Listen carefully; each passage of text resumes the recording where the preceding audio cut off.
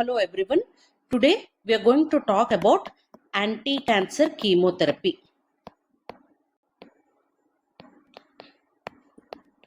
What do I mean by cancer?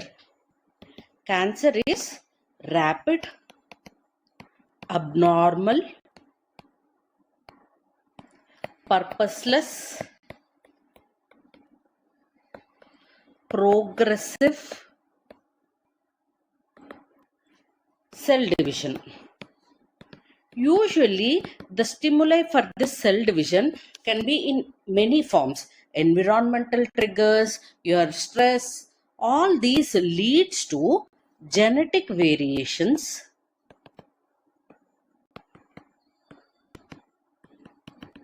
or mutations or activation of proto-oncogenes.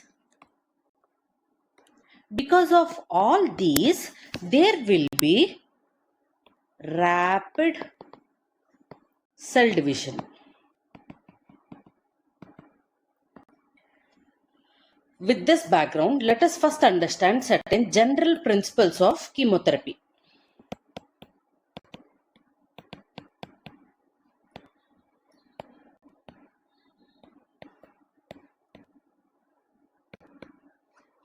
In this, we will first talk about what is the basic difference between chemotherapy, what we study with respect to infections, and anti-cancer chemotherapy. Chemotherapy word means killing.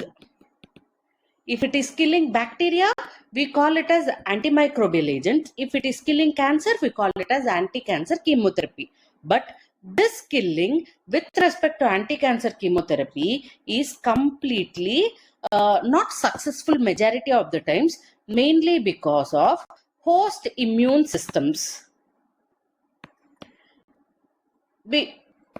And second most important point is there are many modalities by which we handle a cancer. It can be either surgical resection, which we usually do for solid tumors, radiation, which we do for metastasis or a generalized tumor, leukemias and all, and what we are reading now, chemotherapy. Always a combined holistic approach is preferred. Why? This combined approach gives us early reduction in cell count, in tumor cell count, and our major target of getting total cell kill without any effect. Total cell kill is also being attained. So always a holistic approach which includes all the three, surgical, radiation and chemotherapy together in a stepwise manner is preferred. Then comes the next point of usually your anti-cancer chemotherapy is given in pulses. What I mean by that is a 5-day exposure of ACC followed by a 25-day free period. Drug-free period will be given. This drug-free period is usually helps us in physiological cell growth,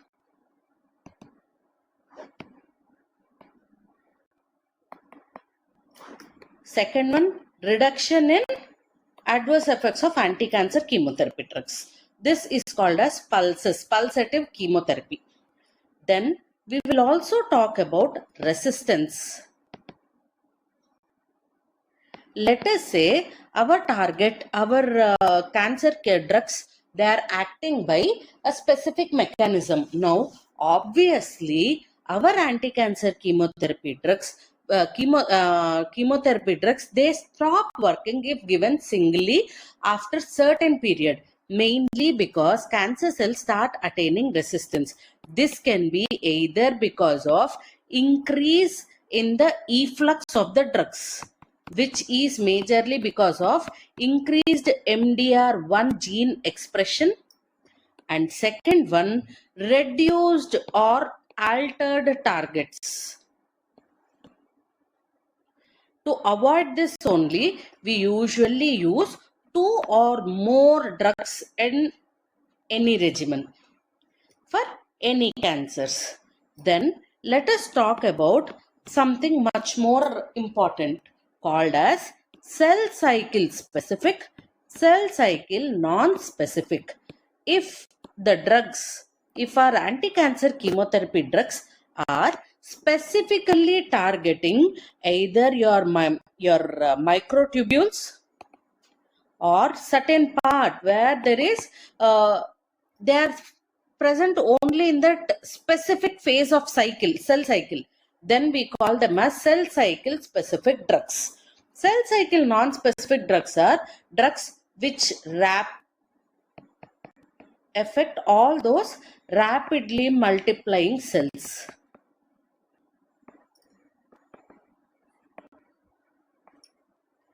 Now,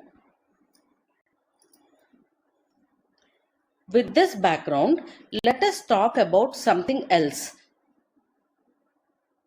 Most importantly, let us talk about this part.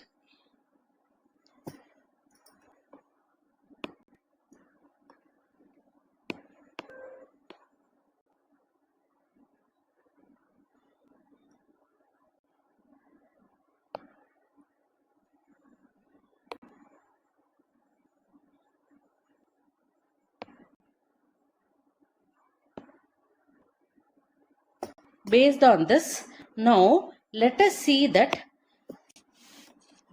drugs which mainly affect our genetic variations,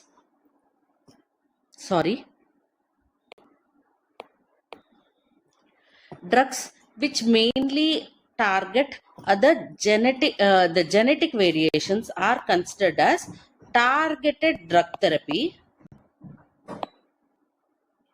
and drugs which affect all the cells which are rapidly dividing, we call them as cytolytic cells. So, anti-cancer chemotherapy drugs on a whole are divided into cytolytic cells or cytotoxic cells. Secondly, targeted drug therapy.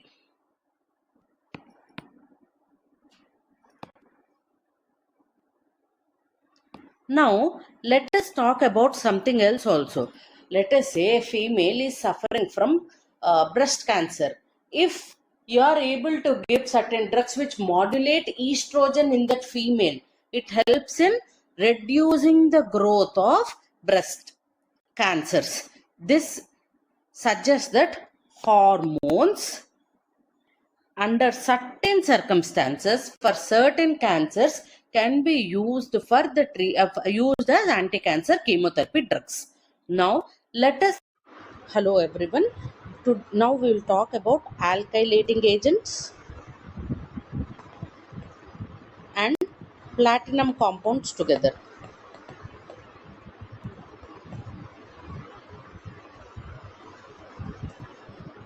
Alkylating agents, they are basically cytotoxic agents, and they mainly cause addition of a carbonium ion which is highly reactive on the N7 of guanine residue, resulting in cross-linking of base pairs. This results in inhibition of DNA synthesis. There are multiple alkylating agents. Going deep into the alkylating agents is beyond the purview of this video. So, we will talk about most important, cyclophosphamide. Cyclophosphamide belongs to group nitrogen mustards. What usually happens is this cyclophosphamide is metabolized into two components. One is aldophosphamide, and this aldophosphamide is responsible for anti-cancer action, whereas the other is acrolein. This acrolein gets deposited in the bladder and causes hemorrhagic cystitis.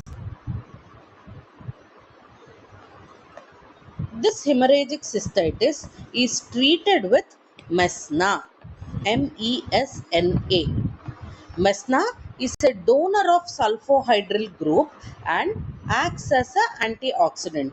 Along with this, we will also give appropriate fluids. There are many other things which you need to know about your alkylating agents, but most important we'll talk here. One such thing is busulfan. Busulfan is the drug known to cause pulmonary fibrosis as side effect. In the same way, estromycin is also an alkylating agent which is primarily used in prostate cancer, and the compound itself has estrogen in it. So, when given to males, it causes gynecomastia and loss of libido. I think with this we have finished alkylating agents. Now we will talk about platinum compounds. Platinum compounds mainly include platinum compounds. They mainly include cisplatin, oxaliplatin and carboplatin. Of all these, there is nothing more to talk. Mechanism of action is similar. It includes platinum component in the N7 of guanyl residue, resulting in inhibition of DNA synthesis. But much more important is their adverse effects. These drugs are known to cause severe nephrotoxicity, as well as they also cause severe nausea and vomiting. In fact, this cisplatin or platinum compound drugs are highest emetogenic drug. Highest emetogenic is cisplatin. It also has ototoxicity as a part of its adverse events. Because of all these are rarely used, and cisplatin is right now replaced by oxaliplatin. Primarily, these drugs are used in the management of your testicular tumors and ovarian tumors. Now, we will talk about antimetabolites. Antimetabolites includes three groups. One is folate antagonists,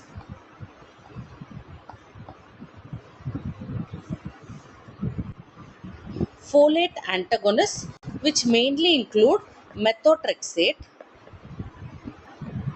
and also p-metrexed. Clear? Now let us talk. Second group includes purine antagonists, which includes 6-mercaptopurine and azathioprine.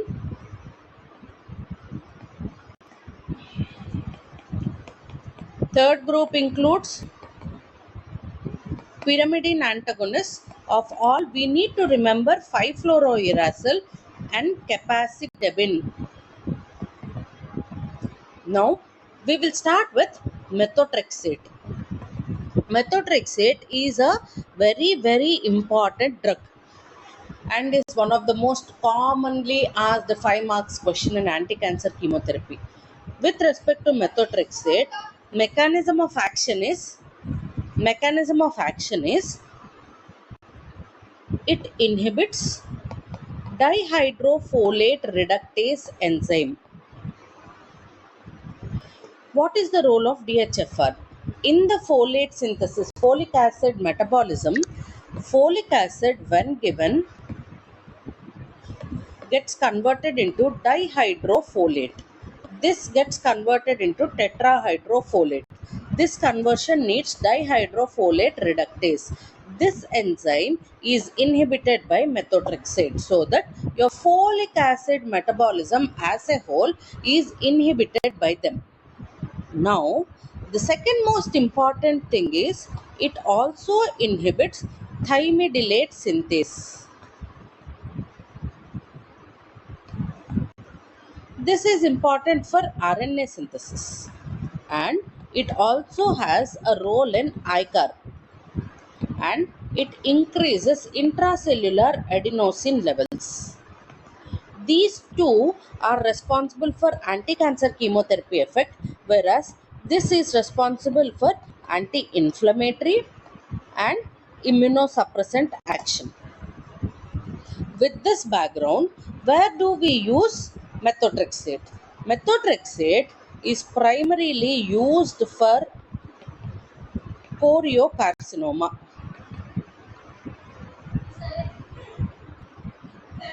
and it is also used in management of ectopic pregnancies,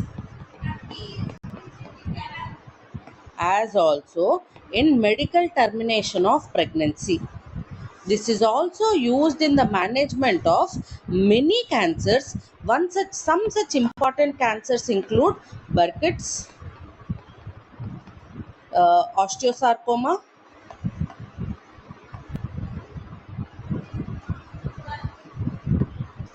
Now, for its immunosuppression and anti-inflammatory action, this is also used in many autoimmune disorders, organ transplant reaction, rheumatoid arthritis, psoriasis, IBD, and all. In all these anti-cancer uses, this is given in a high dose, pulsative manner, whereas in all these it is given in low dose for prolonged durations.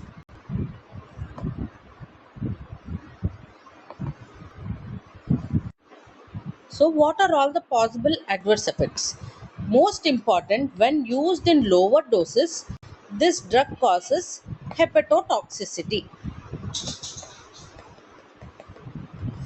Whereas, when used in higher doses, it causes lot of other issues, and most important issue is bone marrow suppression.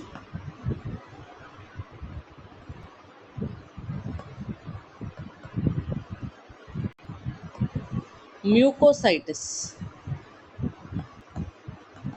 diarrhea. We'll talk about these adverse effects again. Then how do we manage these adverse effects? The treatment of these adverse effects include folinic acid or cytovorum factor or leucovorin. What is this actually? This is tetrahydrofolate, that is the active form of folic acid. In methotrexate actually inhibits dihydrofolate reductase and inhibits the formation of tetrahydrofolate. So, whenever there is toxicity of methotrexate, this tetrahydrofolate, if we supplement from externally, we call it as folinic acid. It helps us in treatment of methotrexate poisoning. Now, this methotrexate also shows certain tumors show resistance to methotrexate. Most important method of resistance is establishment of efflux proteins and also change in DHFR, dihydrofolate reductase enzyme structure.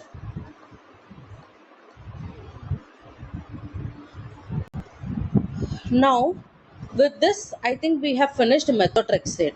Now we'll talk about purine antagonist 6-mercaptopurine and your Azathioprine. See, basically, most important thing which we need to understand about them is these drugs primarily inhibit purine metabolism. Azathioprine is primarily an immunosuppressant rather than anti-cancer agent. 6-mercaptopurine is primarily an anti-cancer agent, whereas pyrimidine antagonists are much more important. Why? Mainly because this 5-fluorouracil is quite often used in many regimens. What usually happens is 5-fluorouracil, there is nothing, with respect to 5-fluorouracil, you need to know very few points. Some such points are, it gets it converted into a active component, which we call the active metabolite, and that active metabolite is 5-fluorodeoxyuridine monophosphate. This dump 5-fluorodeoxyuridine monophosphate, it inhibits thymidylate synthase.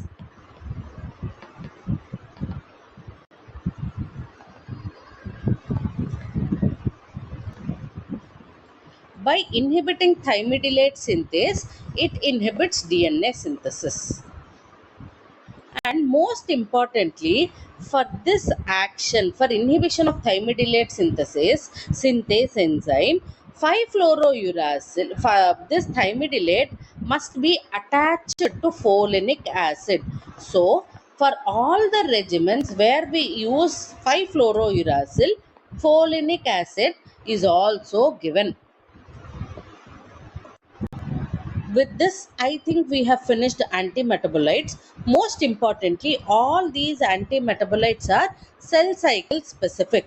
They mainly interrupt S phase of cell cycle. Clear? Now we will talk about the next group, which includes microtubule disruptors.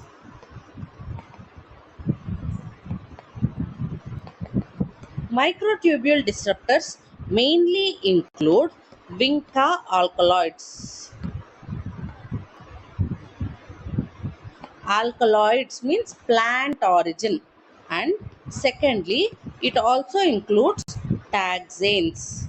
Vinca alkaloids include vincristin, vinblastin, vinorelbin.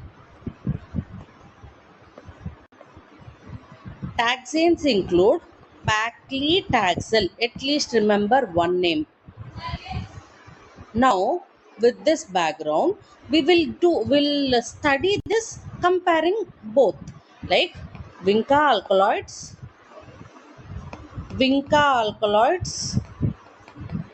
and then taxanes. Both are microtubule disruptors. So, Vinca alkaloids primarily they inhibit microtubule formation. So, cell cycle arrest will be seen. Whereas taxanes, they stabilize the microtubules so that separation in the M phase will not happen. Basically, both cause M phase arrest. Both cause M phase arrest. Now, something else which you need to remember is when cristin has C in it, so it causes more of central nervous system side effects. Most importantly, SIADH is something what we need to bother. Along with that, vinblastin has B in its name. Vinblastin has B in its name. So, the major adverse effect of vinblastin is bone marrow depression.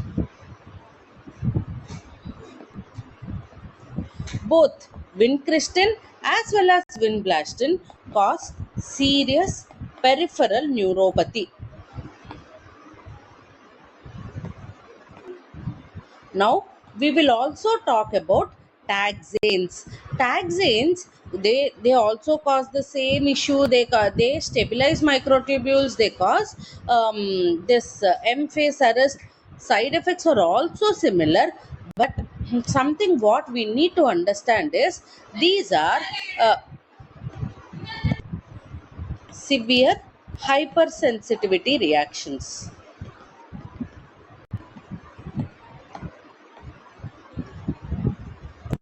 Now we will talk about the next group, that is topoisomerase inhibitors. See, topoisomerase is, we have a DNA and they usually multiply. Before division, it forms a single stranded, resulting in lot of supercoils in the double stranded part. These supercoils are repaired by topoisomerase enzyme. Topoisomerase in humans we have 1 and 2. In bacteria we have 4. There is nothing significant to talk about it, except that this also cause these are also cell cycle specific. They include topotecan, irinotecan, doxorubicin, daunorubicin, and actinomycin D. See, this doxorubicin, daunorubicin, actinomycin D, they all come under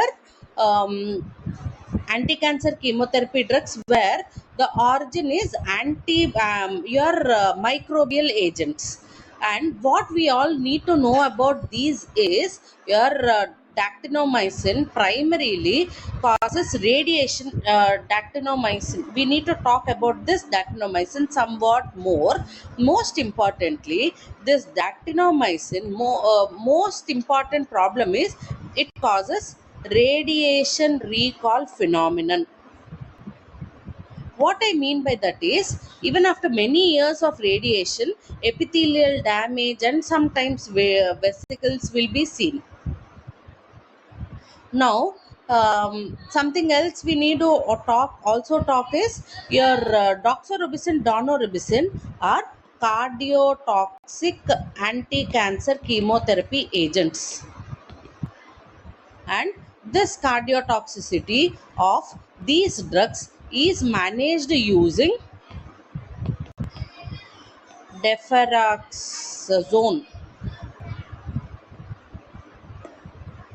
Now we'll talk about some miscellaneous drugs. One such one is hydroxyurea.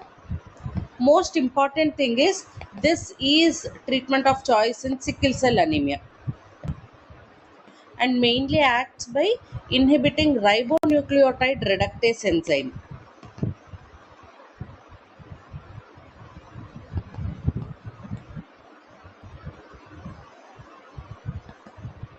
Second one is L-asparaginase. This is an enzyme mainly used for normal cells can form asparagine on their own, but cancer cells, mainly leukemia cells, cannot form their own asparagine and they are dependent on plasma asparagine. And asparaginase primarily depletes this plasma asparagine, so that your cancer cells cannot multiply. One major adverse effect of L-asparaginase is hypoalbuminemia.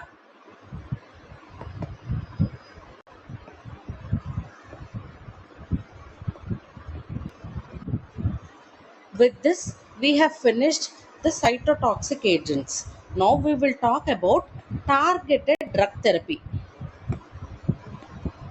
Targeted drug therapy includes two important parts. One is protein kinase inhibitors. Second one is monoclonal antibodies. Protein kinase inhibitors include, there are many protein kinase inhibitors, but For this class purpose, let us restrict ourselves to tyrosine kinase inhibitors, which includes imatinib. Second one, let us talk about something else like lapatinib. Let us know the names for now. Jeftinib, sunitinib, sorafenib. This imatinib mesylate is used in many important things like CML, where it is a tyrosine kinase inhibitor mainly targeted against Philadelphia chromosome, that is translocation of chromosome 9 and 22. This is also used in the treatment of GIST, gastrointestinal stromal tumor, and this is also used in the management of fibro. Now, let us talk about monoclonal antibodies.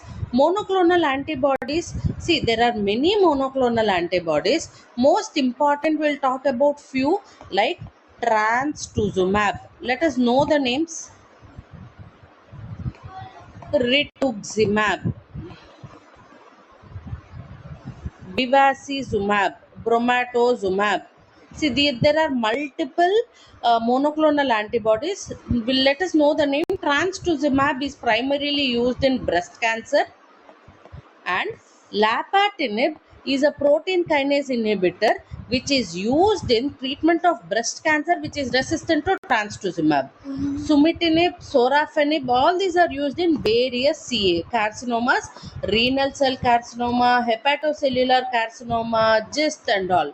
Whereas your rituximab is a monoclonal antibody primarily active against CD20 and is used in the treatment of this is used in the treatment of non-Hodgkin lymphomas that's for sure, mainly for NHL, non-Hodgkin's lymphoma, and for NHL we use a regimen called RCHOP. Let us not go in detail about targeted drug therapy, but only thing what you need to understand is protein kinase inhibitors are given orally, whereas monoclonal antibodies are given only parenterally, and these monoclonal antibodies are associated with severe infusion reactions. With this, we will stop the targeted drug therapy. Now we'll talk about hormones. Hormones which are used for anti-cancer chemotherapy. There are multiple drugs, multiple hormones. One most important hormone is corticosteroids. They are helpful in multiple actions. One is obviously they reduce this vomiting. Second thing is they have inhibitory effect on your lymphocyte proliferation. Now, let us talk about estrogens, which are used in the treatment of various cancers. I mean, estrogen modulators. What I mean is, let us first talk about aromatase inhibitors as well as selective estrogen receptor modulators. All these are used in either breast cancer or your ovarian cancer. There is also, with respect to prostate cancer, we have multiple drugs. Mainly estramastin is one which is used, but we also use the GnRH agonists, gonadotropin releasing hormone agonist. This is also used and certain anti-androgens, mainly anti-androgens mainly flutamide, bicalutamide can also be used in anti-cancer chemotherapy. With this, we have finished the individual drugs. Now let us talk about toxicities toxicities and their treatment too. So toxicities can be either common toxicities or specific toxicities. Common toxicities, let us first talk about common toxicities. Here we will make a table where what are the toxicities and what is the treatment. First thing is, all the cytotoxic agents act on rapidly multiplying cells. There are various rapidly multiplying cells which are physiologically important. Yes, so when cytotoxic agents are given in a patient, these physiologically rapidly multiplying cells like your bone marrow cells, your GIT epithelium, gonads, they all also get affected. So what usually happens is, now we will continue with common toxicities and their treatments. We already saw the most important rapidly multiplying cell in our body is bone marrow. Because of all these cytotoxic cells toxicity in bone marrow, patient ends up with reduced RBC, that is anemia.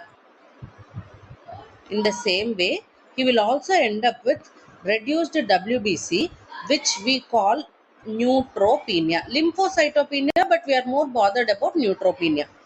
And then patient will also have reduced platelet counts, resulting in thrombocytopenia. Anemia is best treated with erythropoietin. Neutropenia is treated with granulocyte colony stimulating factor, that is filgrastim, as well as GMCSF, that is granulocyte and monocyte colony stimulating factor, that is sergramostim. In the same way, thrombocytopenia is treated with oprivalgin L-thromboplaque, which mainly includes interleukin 11. This is about bone marrow. Now, the second most highly dividing cell turnover includes skin and hair. So, results in alopecia, rash, and all. Then, GIT. With respect to GIT, because of the, in oral cavity, patient will have mucositis, aphthous ulcers.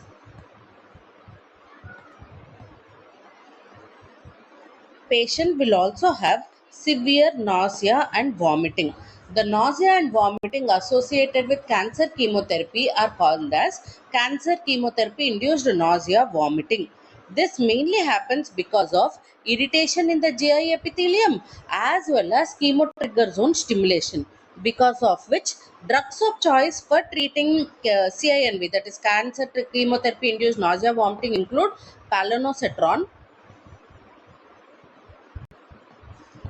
and then dexamethasone. Palonosetron is a 5-HT3 antagonist. Dexamethasone, which is a steroid.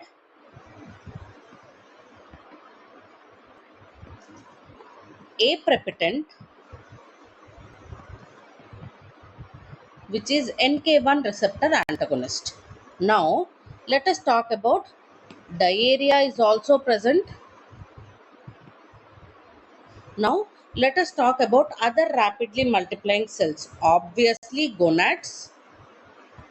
So, the patient ends up with, if it is a female, she will end up with reduced ovulation and infertility.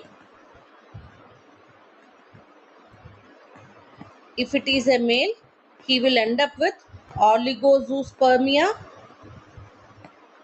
and infertility.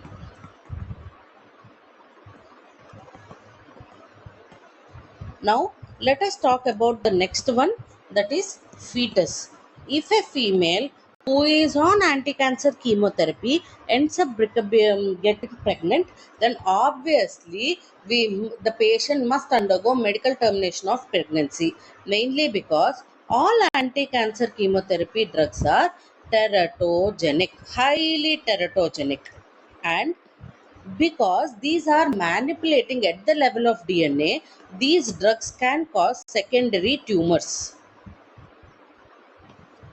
And because of death of huge number of cells, patient will end up with tumor lysis syndrome.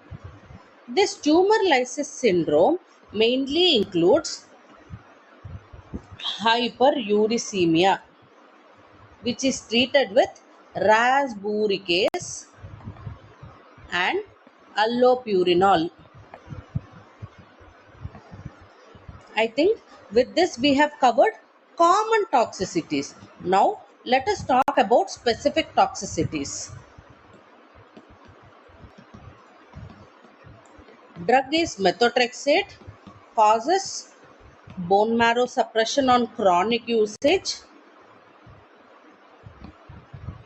and we treat this bone marrow suppression with folinic acid, which we have already dealt earlier, or cytovorum factor or leucovorin, all are same. Second one, cyclophosphamide induced hemorrhagic cystitis,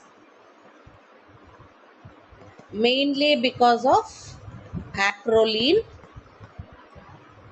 and is treated with mesna and other important fluids. Then nephrotoxicity due to cisplatin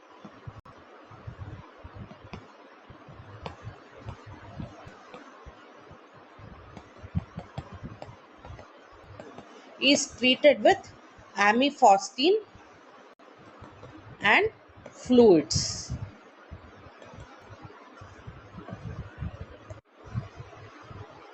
Fourth one, doxorubicin, daunorubicin induced cardiotoxicity is treated with dexrazoxane. I think we have finished the specific toxicities also. Most important is resistance.